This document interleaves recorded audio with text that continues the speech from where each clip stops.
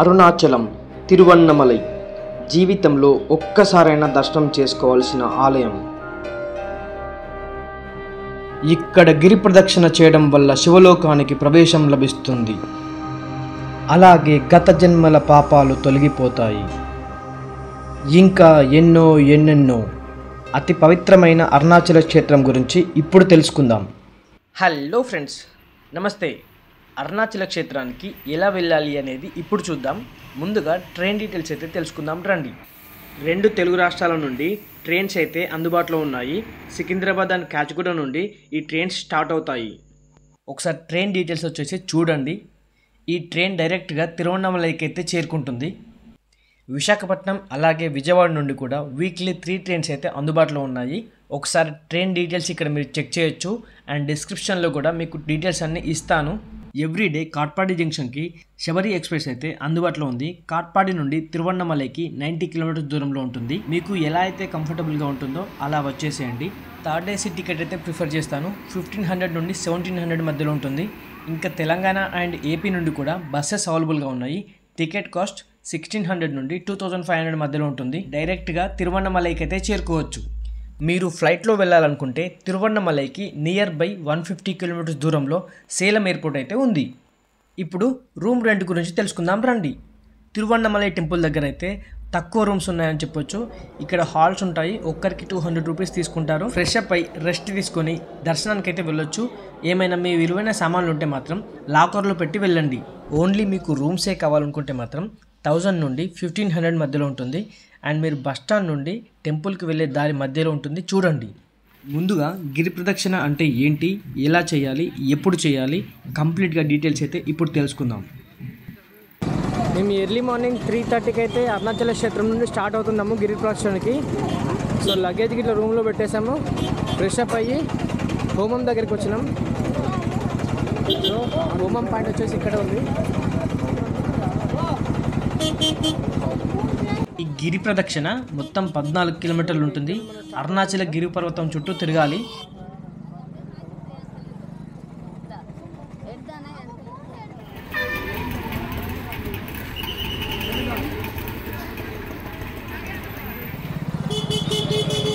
ఇప్పుడైతే స్టార్ట్ అయినాం.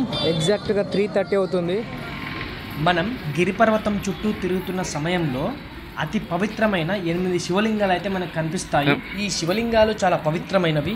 ఈ శివలింగాలను దర్శనం చేసుకొని పూజలు జరిపించడం వల్ల మనకి మోక్షం లభిస్తుంది. ఈ అష్టలింగాలకు ఒక్కొక్క లింగానికి ఒక్కొక్క ప్రత్యేకత ఉంది. ఈ అష్టలింగాలు ఏంటో తెలుసుకుందాం.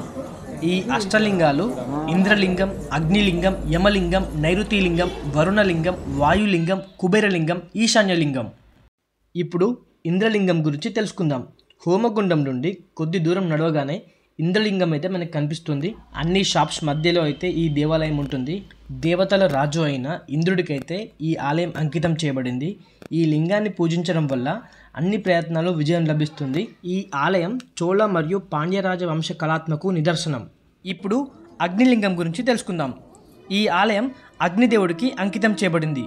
ఇక్కడ పూజలు నిర్వహించడం వల్ల పాపాలు తొలగిపోతాయి. అలాగే ఆత్మశుద్ధి అవుతుందని భక్తుల నమ్మకం. యమలింగం. ఇక్కడ పూజలు జరిపించడం వల్ల అకాల మరణం నుండి రక్షణ లభిస్తుంది. అలాగే జనన మరణాల కాలచక్రం నుండి విముక్తి కూడా లభిస్తుంది. తరువాత నైరుతిలింగం. ఈ లింగానికి పూజలు జరిపించడం వల్ల దుష్ట శక్తుల నుండి రక్షణ లభిస్తుంది. ఇప్పుడు మనం వరుణలింగం దగ్గరికి అయితే వచ్చేసాము. ఇక్కడ పూజలు జరిపించడం వల్ల సమృద్ధిగా వర్షాలు కురిసి వ్యవసాయం ఉత్పాదకత పెరుగుతుందని నమ్ముతారు. తరువాత వాయులింగం. వాయుదేవుడికి అంకితం చేయబడింది ఈ వాయులింగం. ఇక్కడ పూజలు జరిపించడం వల్ల అనేక వ్యాధుల నుండి రక్షణ లభిస్తుంది. అలాగే జ్ఞానాన్ని కూడా పొందవచ్చు. తరువాత కుబేరలింగం. ఇక్కడ పూజలు నిర్వహిస్తే గనక ఆర్థిక సమస్యల నుండి ఉపశమనం లభిస్తుందని నమ్ముతారు. తరువాత ఈశాన్యలింగం. ఈ ఆలయంలో గనక పూజలు జరిపిస్తే ఆధ్యాత్మిక దీవెనలు లభిస్తాయని నమ్ముతారు. ఈ గిరి ప్రదక్షిణ చేయడానికి మీకు 3 గంటల నుండి 5 గంటల సమయం పడుతుంది. మీరు ఉదయం 3 లేదా 4 గంటలకైతే ప్రదక్షిణ చేయడం మొదలు పెడితే చాలా మంచిది. ఈ గిరి ప్రదక్షిణ చేయడానికి వారంలో ప్రతి ఒక్క రోజుకి ఒక్కొక్క ప్రత్యేకత ఉంది. అదేంటో తెలుసుకుందాం. ఎవరైతే ఆదివారం నాడు గిరి ప్రదక్షిణ చేస్తారో శివలోకంలోకి ప్రవేశం లభిస్తుంది. అలాగే తగిన మోక్షం కూడా లభిస్తుంది. సోమవారం నాడు ఈ గిరి ప్రదక్షిణ చేయడం వల్ల వారు చాలా ఉన్నత స్థాయికి చేరుకుంటారు. పునర్జన్మ మరియు మరణ భయాల నుండి విముక్తి కూడా పొందుతారు. ఎవరైతే మంగళవారం నాడు ఈ గిరి ప్రదక్షిణ చేస్తారో వారు సామ్రాజ్య శక్తులను అనుభవిస్తారు.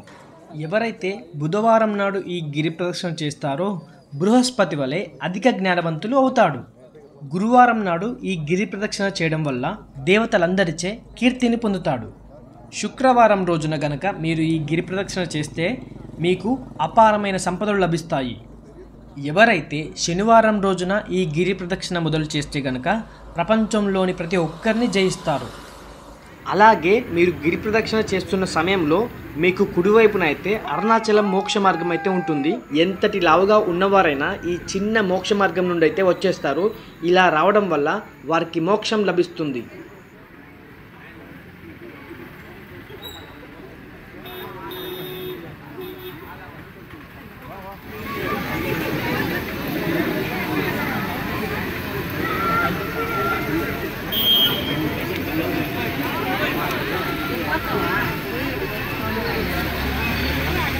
ఈ గిరి ప్రదక్షిణ చేసే భక్తులు భక్తి శ్రద్ధలతో శివనామం చేస్తూ ఈ ప్రదక్షిణ అయితే చేయాలి. అలాగే ఈ గిరి ప్రదక్షిణ చేస్తుండగా చెప్పులు లేకుండా చేస్తే చాలా మంచిది.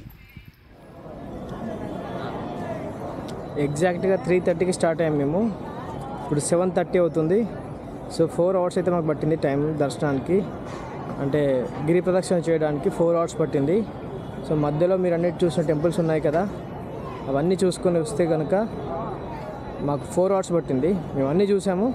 ఇంకా మీరు ఆగుతూ కూడా రావచ్చు, ప్రాబ్లం ఏం లేదు. కాకపోతే మేము ఆగకుండా తొందరగా వచ్చేసాము. ఒక దగ్గర 5 మినిట్స్ ఆగాము, ఇంకొక దగ్గర ఒక 3-4 మినిట్స్ ఆగాము. 2-3 చోట్లనే ఆగాము. తర్వాత ఇక ఎప్పటికీ నడుచుకుంటూనే ఉండేము. ఇక కంటిన్యూగా నడిచినాము. మేమైతే 4 అవర్స్ పట్టింది. రాజగోపురం దగ్గరికి వచ్చాము. ఇదిగోండి చూడండి రాజగోపురం. ఈ గిరి ప్రదక్షిణ అలాగే అరుణాచలేశ్వరుణ్ణి కార్తీక పౌర్ణమి రోజులలో దర్శించుకుంటే చాలా మంచిది. నేనైతే పౌర్ణమి రోజున వచ్చాను. నాకు దర్శనానికి 8 గంటల సమయం పట్టింది. ఈ రోజైతే భక్తులు చాలామంది అయితే వచ్చారు.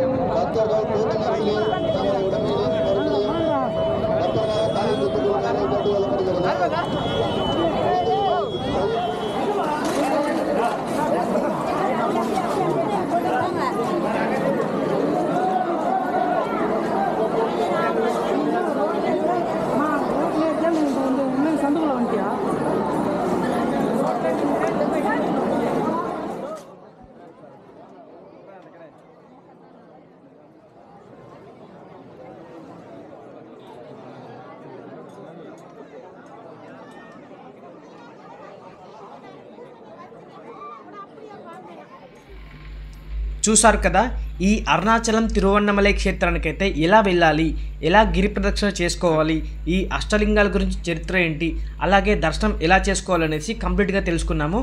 నా నెక్స్ట్ వీడియోలో అరుణాచలం తిరువన్నమలై శివుని చరిత్ర ఏంటో తెలుసుకుందాం. అలాగే ఇక్కడ శివలింగాన్ని ఎవరు ప్రతిష్ఠించారో అనేది కూడా తెలుసుకుందాం.